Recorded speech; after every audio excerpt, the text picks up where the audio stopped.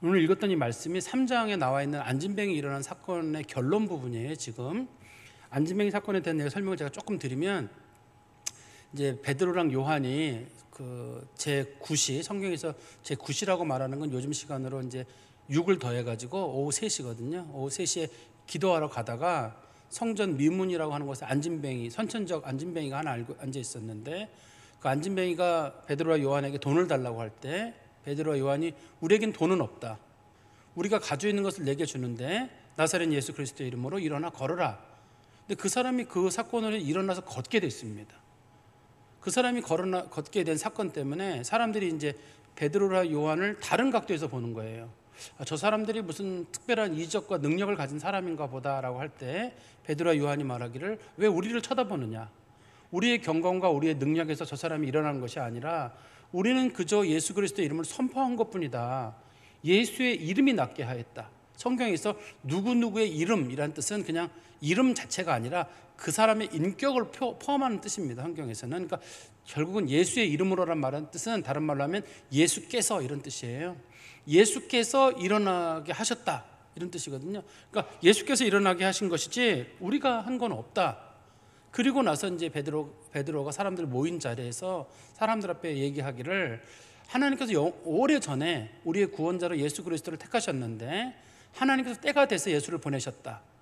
그 예수는 아브라함 때 말했던 믿음의 씨가 온다고 했는데 그 사람이 바로 예수고, 하나님께서 사무엘 때부터 얘기하셨던 다윗의 후손으로 누가 온다고 했는데 그 사람이 바로 예수고, 모세가 말했던 나와 같은 선지자가 온다고 했는데 그 사람도 예수다. 그런데 그 예수를 당신들이 십자가에 못 박아 죽였다.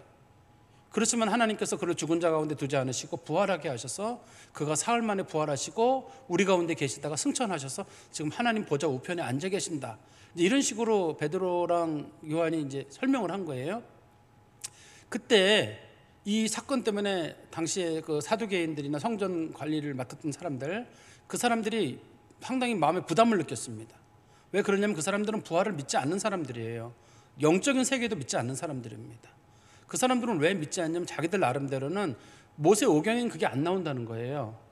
우리 얘기하는 창세기부터 시작해가지고 신명기까지는 그런 내용이 없다, 그렇게 자기들이 믿고 있기 때문에 이 사람들이 아무리 얘기를 해도 이건 거짓이다. 근데 만약에 이 부활 사건이 사실이라 그러면 자신들이 그동안 믿어왔던 것들이 다 무너지는 거고 자신들의 권위가 깨지는 거거든요. 그래서 예수님이 제자들에게 말씀을 전하지 마라. 근데 예수님의 제자들이 말씀을 전하는 일을 했는데 그 사건으로 해서 몇 명이 하나님께 돌아오는 일이 있었냐면, 성경에 보니까 우리 4장 4절에 보면 남자만 약 한 5천 명이 돌아왔다. 그런 사건이 그 앞에 기록이 되어 있는 거예요. 그리고 난 다음에 예수님의 제자들이 감옥에 갇혔다가 그 다음날 풀려났을 때 그 사람들이 또 예수님의 제자들에게 얘기하는 거예요. 당신들이 정말 궁금한 게 이 사람이 일어난 이 일이냐, 이 일이 정말 궁금하냐, 이 일은 하나님의 아들 예수 그리스도께서 하신 일이다. 하나님의 아들 예수 그리스도가 하신 일이고, 주께서 말씀하시기를 천하 인간에 예수 그리스도 외에는 구원을 받을 만한 이름을 우리에게 주신 적이 없다. 그게 어떤 종류의 구원이든, 사람의 영혼의 구원이든 이 안진뱅이가 일어나는 구원이든 어떤 식의 구원이든 간에, 구원은 꼭 영혼만 구원받는 걸 구원이라고 부르지 않습니다. 성경에서는 물에 빠진 사람을 건지는 것도 구원이고, 돈이 없는 사람이 돈을 얻는 것도 구원이고, 병에 걸린 사람이 병에서 나은 것도 구원이고, 최종적인 구원은 이제 영혼의 구원이겠죠. 이 모든 구원에, 이 소위 우리가 부르는 모든 구원이라고 하는 이 구원에 있어서 예수 그리스도의 이름으로 외에는 구원을 받을 만한 이름을 우리에게 주신 일이 없다. 이 사람들이 이거 선포를 한 겁니다. 그러니까 사람들이 자꾸만 물어, 너희들 이거 누구 이름으로 누가 이 일을 하라 그랬느냐. 그 사람들의 얘기는 간단해요. 예수의 명령이고 예수의 이름으로 우리가 복음을 전했다, 이렇게 얘기를 하는 거예요. 근데 오늘 본문에 보니까 이 사람들이 말하는 게 너무 담대한 거예요. 우리 한번 13절 말씀 가볼까요? 그들이 베드로와 요한이 담대하게 말함을 보고, 베드로와 요한이 왜 담대했냐면 간단합니다. 진짜 봐서 그래요. 예수의 부활을 받고 성령을 체험한 사람들이에요. 그 사람이 담대한지 안 담대한지를 보고 우리는 그 사람이 예수의 부활의 목격자인지도 알 수 있고 그 사람이 성령을 체험한 사람인지도 알 수 있어요. 그러니까 성령에 관해 들었던 사람 말고 성령을 체험한 사람들과 그다음에 예수의 부활을 진짜 나의 부활로 믿는 사람들은 담대해요. 죽음이 두렵지가 않은 거예요. 보통의 사람들은 죽음이 두렵죠. 그런데 지금 이 제자들은 죽음이 두렵지 않습니다. 우리가 볼 때는 이 제자들이 뭘 이렇게 담대하게 한다 싶은데 이 일이 있기 한 40일 전에, 50일 전이죠. 이 사람들이 예수를 십자가에 못 박아 죽였던 그 사람들입니다. 이 사람들이 자신의 지도자였던 예수까지도 십자가에 못 박아 죽일 만큼 한 그 사람들이고, 자신들이 50일 전에, 오순절 전이잖아요.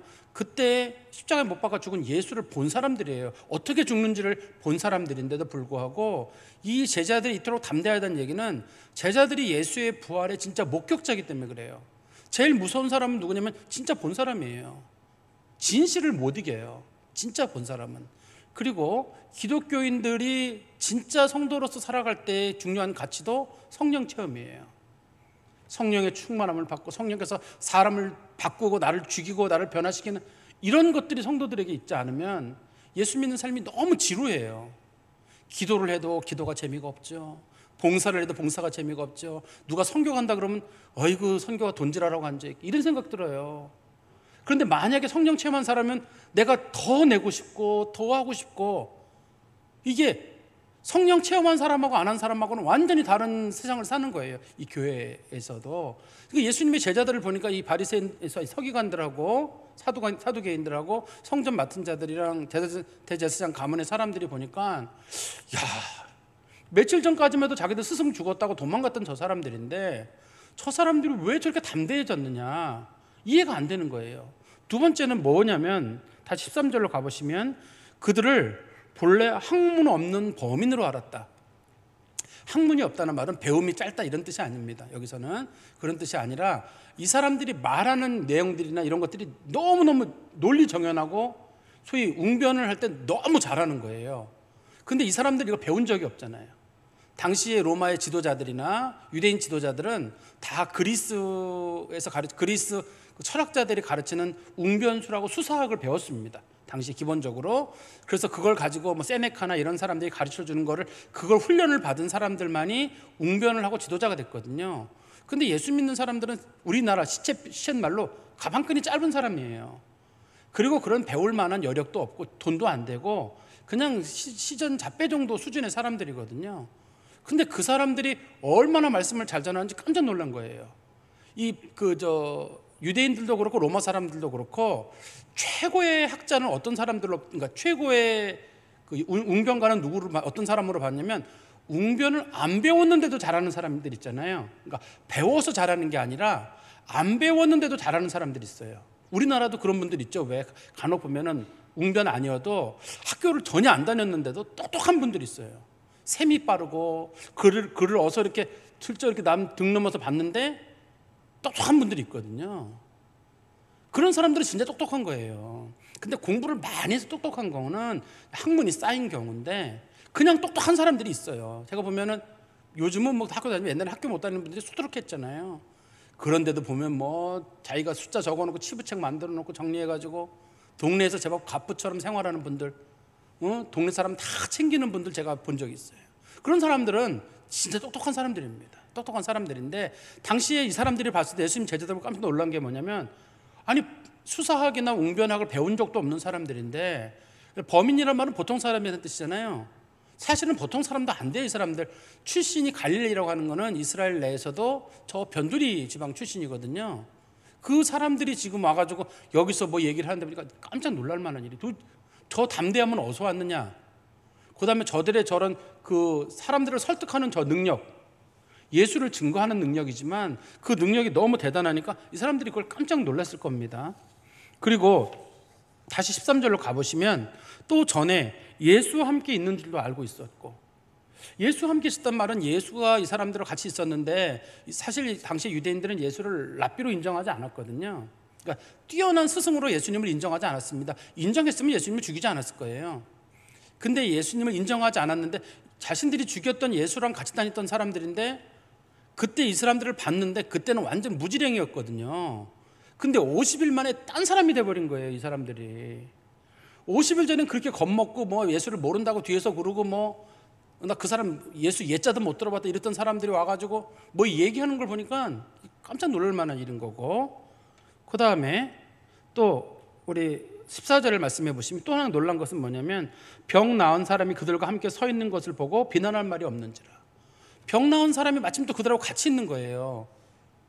이게 그러니까 비난할 수 없는 게 뭐냐면, 일단은 그들의 담대함이 너무 놀랍고, 두 번째는 배운 적도 없는데 이런 웅변하는 능력이나 사람 설득하는 능력이 참 대단하고, 이건 도대체 누가 준 거냐.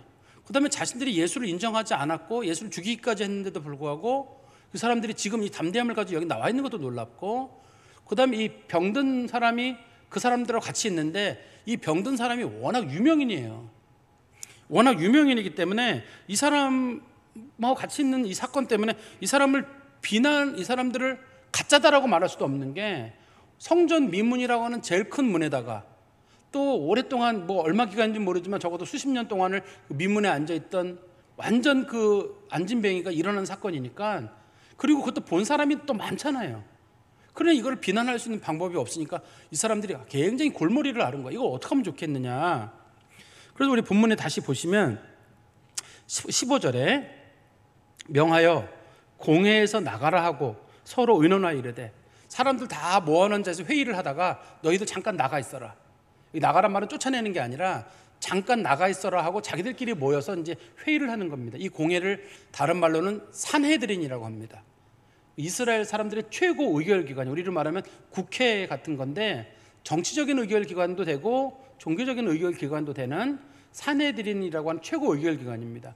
거기서 사람들이 모여가지고 이 사람들을 어떻게 처리하면 좋겠느냐 하는 이제 그 문제를 가지고 고민하는 겁니다. 어떻게 하면 좋겠느냐. 우리 16절에 보시면 나오죠.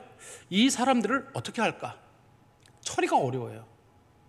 처리가 쉽지가 않습니다. 왜 어렵냐면 보세요. 16절 중간에 보시면 그들로 말미암아 유명한 표적이 나타난 것이 예루살렘에 사는 모든 사람에게 알려졌으니 우리도 부인할 수 없는지라.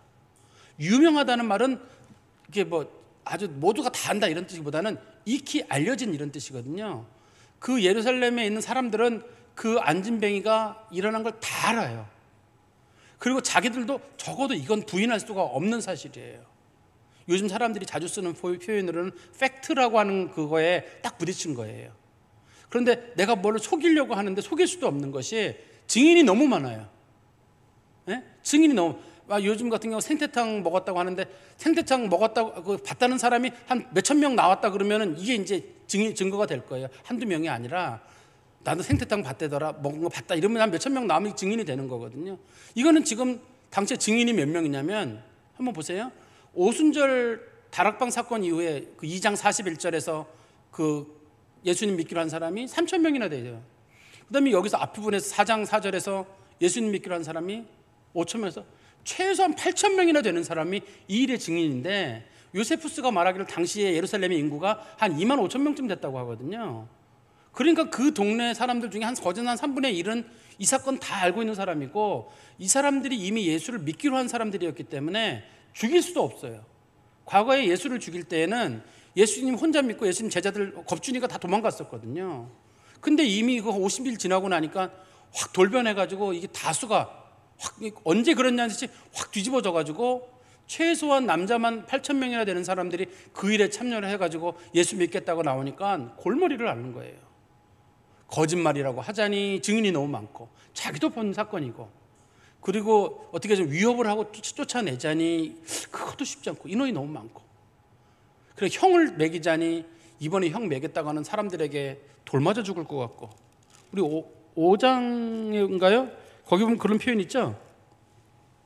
아니 제가 정확히 기억이 안 나는데 거기 백성들이 보면은 백성들이 그 사람들을 돌로 쳐 죽일 것 같은 그런 상황이 성경에 기록이 되어 있는데 제가 몇 장 몇 절인지 기억이 나지 않네요. 잘 5장 29절이네요. 5장 29절에 보면은 그런 표현이 있어요. 5장 29절에 보면 5장 29절에 보면 아이고 절수가 다르네요. 제가 봤을 때랑 여기 있네요. 5장 26절에 있네요. 5장 26절에 보면 성전 맡은 자가 부하들과 같이 가서 그들을 잡아왔으나 강제로 못하면 백성들이 돌로 칠까 두려워함이더라. 백성들이 워낙 이 사람들을 따르는 사람들이 많아서 여차하면 자신들이 돌에 맞아 죽을 그런 위기에 놓였기 때문에 이 사람들을 처리할 만한 그런 것이 방법이 없었습니다. 굉장히 고통스러웠습니다. 이 문제에 대해서. 그러니까 지금 이 문제를 어떻게 받아들여야 되냐면 이 사람들이 할 수 있는 선택의 여지가 별로 없어요. 사실을 받고 담대하게 움직이고 모든 것들이 아주 특별한 방향으로 돌아가고 있기 때문에, 그래서 그들이 내릴 수 있는 방법은 그냥 불러가지고 설득하는 거예요. 뒤에서 겁만 주는 겁니다. 우리 말씀 17절에 보시면 이것이 민간에 더 퍼지지 못하게 그들을 위협하여 이후에는 이 이름으로 아무에게도 말하지 말게 하자 하고 그들을 불러 경고하여 도무지 예수 이름으로 말하지도 말고 가르치지도 말라 하니, 무슨 판결을 내려가지고 너희들 말하면 가만두지 않겠다 이러는 것도 아니라 조용히 뒤로 불러가지고 말하지 마, 말하면 가만 안 둘 거야. 만약에 큰 소리로 말하게 되면 자신들에게 불리하니까 그냥 겁만 준 거예요. 근데 그 얘기를 딱 하는 순간에 예수님의 제자들이 그 반응을 보이게 돼요. 근데 일단은 예수님의 제자들의 이런 특성 중에 한 가지가, 왜 예수님의 제자들은 이렇게 담대했느냐 도대체, 이게 우리가 부활을 사실로 믿는 증거 중에 한 가지예요.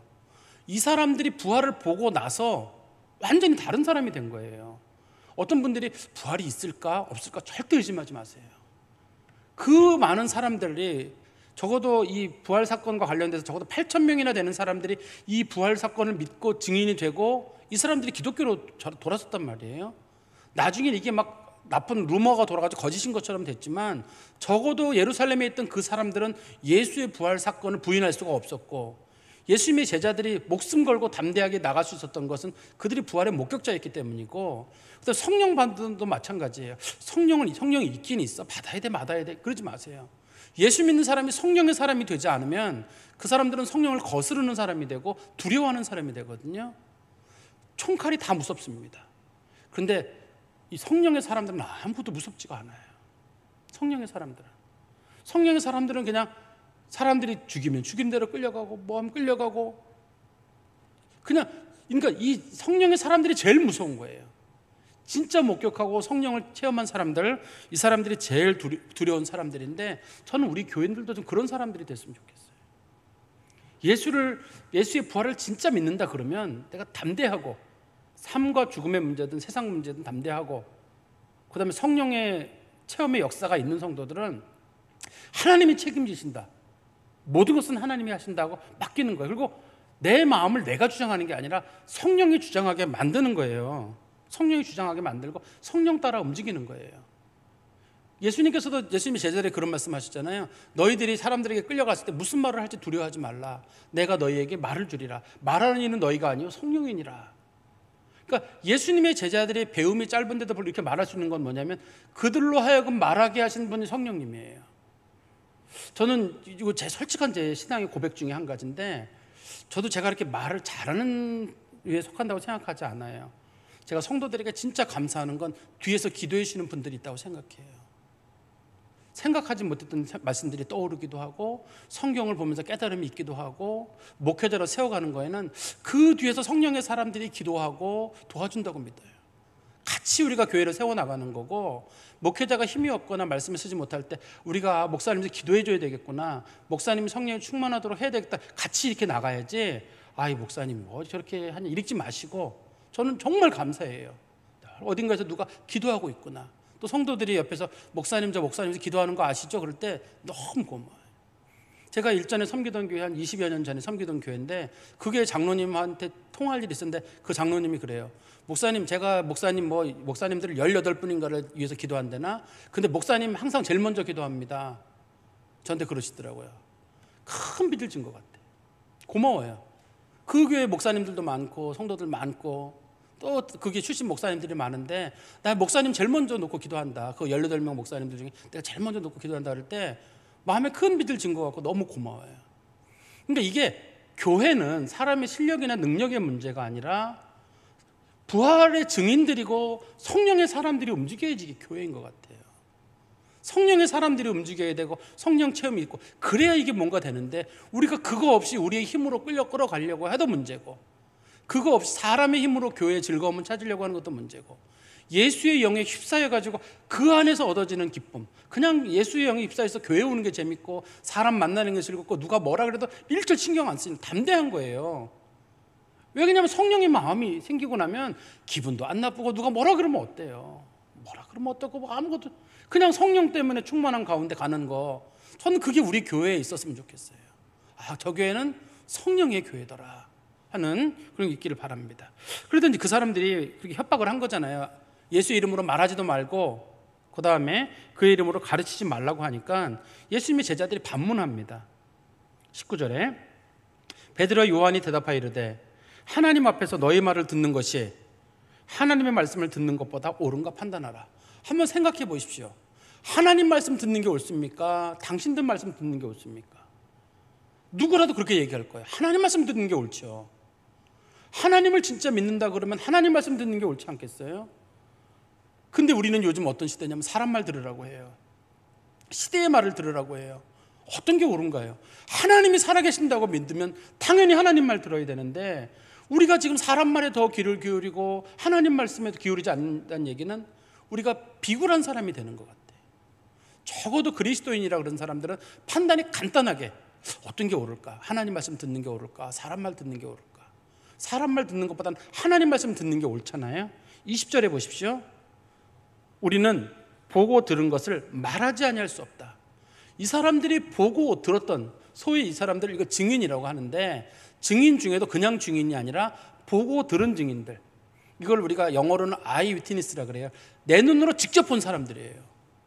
예수가 죽었다가 일어나가지고 내가 그 손을 만져보고 옆구리를 찔러보고 같이 밥을 먹어보고 예수님께서 사랑하신다는 얘기도 들어보고 그 사람들이에요. 이 사람들이. 우리가 기독교라고 하는 거를 우리는 물론 간접적으로 듣고 있지만 지금도 성령 안에서 우리가 예수 그리스도의 능력의 직접적인 증인이 됐으면 좋겠어요. 그냥 하나님 앞에 기도할 때도 하나님, 우리가 그냥 기독교에 누구에게 건너들은 기독교인이 아니라 직접 체험한 사람들, 직접 체험한 사람들. 우리 그 선한 수거성의 여인 있잖아요. 수거성의 여인이 사람들에게 가가지고 이런 얘기를 하거든요. 내가 메시아를 만났다, 와서 보라 라고 얘기를 하거든요. 그랬지만 그 사마리아 사람들이 예수님을 찾으러 와요. 수거성에 찾으러 와가지고 한다는 말이 그 여인에게 그런 말을 합니다. 우리가 너를 통해서 그동안 들었는데 우리가 직접 들으니 이분이 진짜 그분인지 알겠다. 직접 예수를 만나고 직접 예수에 대한 얘기를 들어야지, 관심이 있어야지 남에게 건너듣는 신앙이 되면 안 돼요.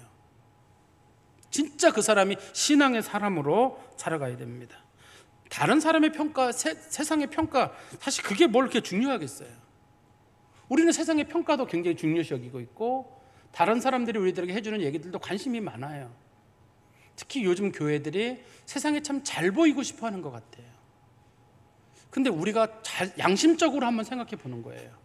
정말 하나님 평가가 좋은가? 사람 평가가 좋은가? 사람에겐 좋다는 평가 들었는데 하나님 앞에 나쁘다는 평가 들으면 어떡해요? 하나님 앞에 좋은 평가 들어야 되는데 사람들은 나 다 좋다고 하는데, 저 교회 다 좋다고 하는데 하나님이 나쁘다 그러면 어떡해요? 사람의 평가와 하나님의 평가가 항상 같이 가는 건 아니잖아요. 그런데 우리의 관심은 하나님의 평가여야 되거든요. 사실 이 예수님의 제자들이 이 얘기를 당시 서기관들이나 혹은 사두개인들, 성전 맡은 자들, 대제사장들이 할 수 있는 이유는 뭐냐면 그 사람들도 알아요. 상식적으로 봤을 때 하나님이 살아계신데 하나님 말씀 들어야지 사람 말 들을 수 있겠냐, 이렇게 얘기하는 거잖아요. 우리도 하나님 말씀에 좀 집중하는 그런 교회가 됐으면 좋겠습니다. 그리고 우리 21절 말씀에 관리들이 백성들 때문에 그들을 어떻게 처벌할지 방법을 찾지 못하고 다시 위협하여 놓아주었으니 이는 모든 사람이 그된 일을 보고 하나님께 영광을 돌립니다. 어떻게 처리할 방법이 없어요.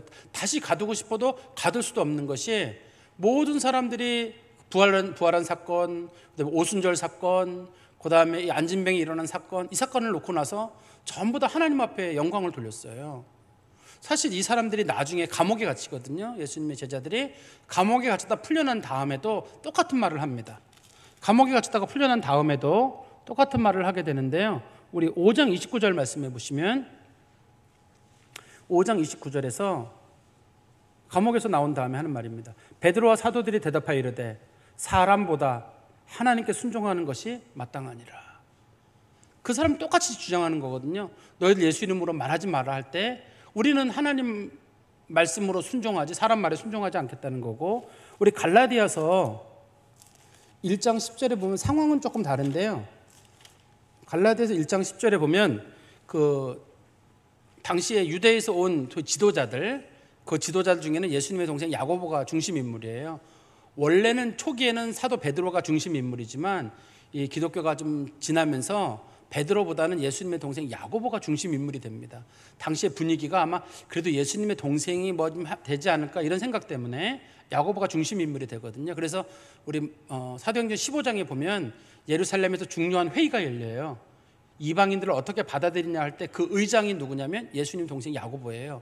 근데 그 야고보가 보낸 사람이 어디로 오냐면 갈라디아서로 와가지고 갈라디아에서 사도 바울이 갈라디아 사람들하고 같이 이렇게 이방인들하고 막 지내는 걸 보고 어떻게 예수 믿는 사람이 저렇게 질떨어지게 생활하느냐, 유대인 이방인들에게 좀 더 수준 높은 윤리를 요구해라 할 때 사도 바울이 우리는 이방인들에게 그렇게 수준 높은 거 요구하고 싶지 않다. 그저 예수 이름 한 가지면 됐지 뭘 이것저것 요구하느냐. 유대인들은 뭐냐면 그래도 예수 믿어도 이것저것 요구하는 게 많아야 되지 않냐 할 때 사도 바울이 얘기하기를 비록 내가 전한 거 예수 이름으로만 구원 얻는다는 그 사실, 그거 외에 거기다 뭐 덧붙이는 사람 있으면 저가 비록 하느님 천사가 보낸 천사라 할지라도 저에게 저주가 있을 거라고 했어요. 구원의 길에는 예수 이름으로라는 그거 외에 단순한 거 외에는 아무것도 없어요. 그래서 혹시 여러분들도 누가 주일 성수를 안 한다, 저 사람 지옥 간다, 저 사람 술 먹는다고 지옥 간다, 뭐 담배 핀다고 지옥 간다, 누구랑 싸웠다고 지옥, 이런 식은 절대 쓰지 마세요. 그 사람이 어떤 모습을 가지고 그 사람의 지옥 천국의 여부를 따질 수가 없어요. 그냥 그 사람이 예수의 이름을 믿느냐예요. 그 얘기를 하고 나니까 사람들이 내에서 이제 막 의견이 분분할 거 아니에요. 그때 사도 바울이 갈라디아서 1장 10절에 말하기를 이제 내가 사람들에게 좋게 하랴 하나님께 좋게 하랴 사람들에게 기쁨을 구하랴 내가 지금까지 사람들의 기쁨을 구하였다면 그리스도의 종이 아니니라. 즉 유대에서 온 기독교인들은 뭘 주장했냐면 자기들이 소위 기득권을 가진 기성 세력이니까 자기들 비위를 맞추라는 거거든요. 네가 이제 막 사도 됐으면 우리가 먼저 있었으니까 우리가 여기 박힌 돌이니까 굴러온 돌이면 여기 비율을 맞춰라. 사도 바울은 못 맞추겠다는 거예요. 그리스도의 복음을 내가 당신들 때문에 포기해야 되느냐. 당신들이 지금 유대에서 온 그리스도인들은 예수 믿어도 그 사람들이 그 율법을 제대로 지키지 않으면 지옥 간다고 자꾸만 가르치는 거거든요. 그때 사도 바울은 절대 그럴 수 없다. 절대 그럴 수 없다고 얘기를 하면서 내가 당신들의 비위를 맞춘다 그러면 나는 그리스도의 종이 아니다 이렇게 얘기하는 거예요. 우리가 그리스도인들의 그리스도의 종이라 그러면 당연히 그리스도 따라야죠. 예수님 따라야 되고 십자가 따라야 되고 두려워하지 말아야 됩니다. 마지막 22절에 이 표적으로 병 나은 사람은 40여세나 되었더라. 사실 이 그 말씀을 사도행전을 기록한 사람은 누가거든요. 누가는 의사예요. 뭐 옛날에 의사가 지금처럼 이렇게 좋은 직종은 아닙니다. 과거에는 의사가 주로 이제 노예들이 의사가 되는 일이 많았었기 때문에 지금처럼 이렇게 고위 직종은 아니에요. 그렇지만 그래도 아주 당시에 배운 사람들이고 노예라고 해가지고 배움이 없는 사람들은 아닙니다. 상당한 정도의 의료적 지식을 가진 사람이었기 때문에 이 사람이 자기 차트를 기록하는 겁니다. 지금 병 나은 사람, 보통 사람들은 병 나은 사람이 있었다 이렇게 끝나는데 누가는 그 사람이 누군지, 남자인지 여자인지, 나이가 몇 살인지 기록을 하는 거예요. 사실은 누가가 기록한 성경책에는 누가복음도 그렇고 이제 사도행전도 그렇고 병명이 자세히 나옵니다. 무슨 병에 걸린 사람, 그냥 그 사람이 무슨 병에 치료받다가 대충 받았다가 아니라 무슨 병에서가 어떻게 나왔다, 다 차트를 기록해 놓은 거예요. 이게 역사적 사실을 기록하고 있기 때문에 그래요. 누구도 반발을 못하는 거예요.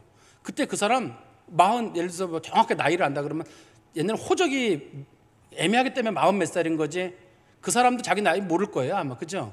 우리도 지금 이 시대에도 뭐 빠른이니 늦은이 이거 있잖아요. 나 뭐 2살 줄었다 3살 줄었다 뭐 이러는 판에 옛날에 이 사람도 한 몇 살 줄어서 늘었지 모르니까 나이를 정확하게 말하지 않고 40여세라고 하는 이런 식으로 표현을 하는데 그래도 당시의 기록으로는 상당히 정확한 기록인 것 같아요. 말씀을 좀 정리해 보면 여러분들은 누구의 평가에 관심이 많으신가요? 사람의 평가인가요? 하나님의 평가인가요? 저는 우리가 하나님 평가 앞에 섰으면 좋겠습니다. 그리고 두 번째는 우리에게 담대함이 있었으면 좋겠어요.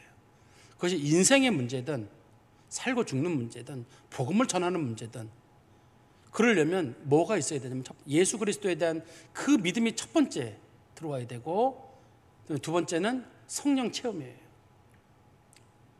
뭐 은사 받고 불 받고 이런 거 아닙니다. 성령께서 나를 다스리시는 걸 자꾸 좀 경험했으면 좋겠어요. 내가 자꾸 죽어지고 성령이 나를 바꾸는 거. 내가 바뀌었는지 안 바뀌었는지 옆 사람한테 한번 물어보시면 알아요. 옆 사람이 잘 알아요. 여러분도 옆 사람 중에 변한 사람 알고 있습니다. 안 변한 사람도 알고 있고 더 나빠진 사람도 알고 있어요. 예수 믿고 더 나빠진 사람도 알고 있고, 예수 믿고 더 좋아진 사람도 알고 있고, 예수 믿으나 안 믿으나 그 사람도 그대로인 사람도 있어요. 성령 체험한 사람들은 바뀌고 담대한 사람으로 바뀔 뿐만 아니라 삶의 태도들이 바뀌거든요. 전 우리 교회 성도들이 부활을 진짜 가슴에 믿고 뿐만 아니라 하나님의 성령께서 우리를 인도하심을 진짜 체험하는 사람들, 오순절 같은 그런 뜨거움은 아니라 할지라도 정말 하나님이 우리를 바꿔가시는 거, 그거 경험하고 하나님께서 이거 해라 저거 해라 할 때 담대하게 그런 일들을 감당하시는 성도 되시기를 간절히 소망합니다. 기도하겠습니다. 하나님 아버지, 주님 안에 감사합니다. 주의 제자들이 그러했던 것처럼 저희들에게도 담대함을 허락하여 주옵소서. 주께서 가라 하시는 곳에 우리가 갈 수 있게 해주시고, 주께서 하라는 일들을 저희가 하게 해주시고, 주께서 명령하신 것들을 온전히 순복하는 자들이 되게 하여 주시옵소서. 사람의 낯을 보지 않게 하시고 하나님의 얼굴을 구하는 자들이 되게 하여 주시옵소서. 바로 없건대 주의 교회 위에 믿음을 더하시고 주의 성도들 머리 위에 성령을 물붓듯이 부으셔서 모든 사람이 제자들과 같이 되게 하여 주시옵소서. 예수 그리스도의 이름으로 기도하옵나이다.